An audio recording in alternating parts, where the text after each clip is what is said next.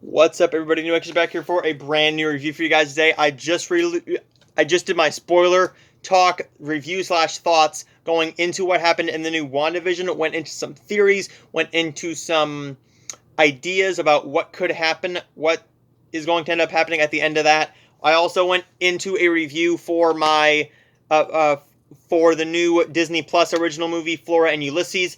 This is the new Hulu exclusive film right now. It's available in theaters right now, but it's available for streaming exclusively on Hulu. The Best Picture potential winner, Nomadland, starring Frances McDormand as Fern, who after losing everything in the Great Recession, and by Great Recession means an entire town is wiped off the face of the planet. She lost her husband, her job, house, and the town lost its zip code, is dismissed.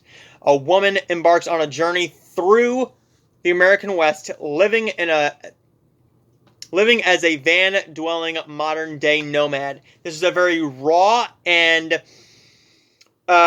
performance-driven movie. This movie definitely has a problem. A couple problems, and I'm going to get into those problems in just a minute. But before I get into those problems, I gotta say that this is a very good movie. This is a very good movie. It is probably going to potentially win Best Picture. I've heard that Frances McDormand is the front runner right now. I would actually prefer to see Viola Davis win for Ma Rainey's Black Bottom. But from what I've heard, what's potentially getting nominated, all the performances are great. So once the nominations come out, then if I've seen every film, then I will definitely go into my thoughts on every single film besides the documentary and the documentary short subject, animated short subject, the shorts, and the international feature movies. Frances McDormand gives a powerhouse performance as Fern. She's definitely deserving of a nomination and a win. Who knows if she's actually going to get that win or not, but this movie does have a glaring flaw, and that is it is very slow. The pacing is slow from time to time, and you can definitely feel it. But the thing is, it's not that often, so it's not that big of a problem. With this movie, there's also another problem that I got to go into. And that problem is... Sorry about that, folks. The problem is... That's a little slow, but also there's an unneeded nude scene, I think that was just to get it to the R rating. Yeah, it does have an emotional impact, and it tells you more about her character going along, what it's like to be a nomad. But the thing is, you didn't really need to do that, because this could have easily been a PG film. It could have been PG. It could have just been a PG film, like what's a PG film? The Farewell. The Farewell deals with something completely real and family oriented in a foreign language, of course, but it was a performance-driven movie with a beautiful script. The script is very well written here.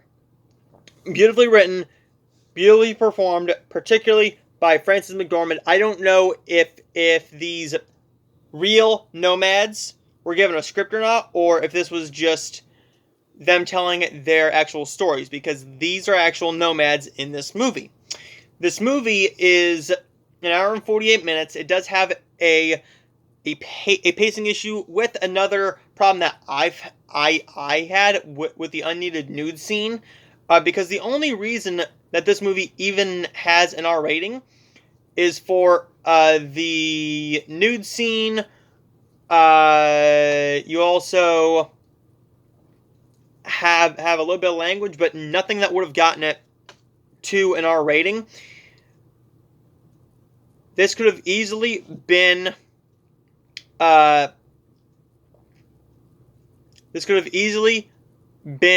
cut down to a PG without that scene in it.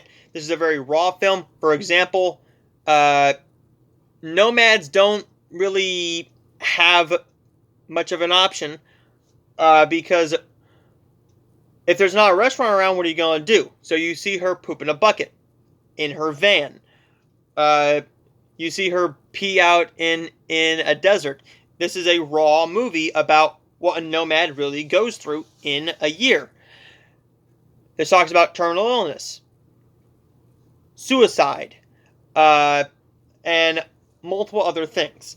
This movie is very well done. I know a lot of people are going to say it's a little boring. Why is it getting award recognitions? Well, you need to look at it with cinematography, directing, acting, story, the reason for everything happening. It's not just because it's boring. You need to look at everything else from a critical standpoint. Now, if you just want to go in by pure entertainment, there is some entertainment to be had here. But if you're going to be a movie critic, what is that? That was the water bottle. I was going to say, what is that thing right there? When you're reviewing a movie like this, you need to go into it with the critical mindset, like me. Now, if I was watching this for pure enjoyment, no. The movie is very well done. It's going to get Best Actress, Director, Picture, Cinematography. I'm gonna say Screenplay, the main 5, and maybe 1 or 2 others, but I don't see it getting costume design or makeup or hairstyling. But I do see Picture, Director, Actress, Cinematography, and Screenplay. So I'm going to give Nomadland a B+. Stay tuned, everybody, because I got a lot of reviews coming your way on tomorrow and Sunday. Monday, we have Mix Up in the Mediterranean, the brand new Hallmark Channel film. We also got Chronicle Mysteries Helped to Death, which is the new Hallmark Movies and Mysteries mystery film. I'm potentially probably going to go and see Monster Hunter in theaters this weekend. I also have reviews for Aloha and Love Happens coming your way. A few more screeners have come to me. Speaking of screeners, if you haven't checked out my early reviews, well, La Llorona is available now on Shudder. If you haven't checked out my 2 early reviews, and I believe I'm the only review up right now for Church People. Very nice director, as well as Fight, 2 religious films, 2 completely different religious films.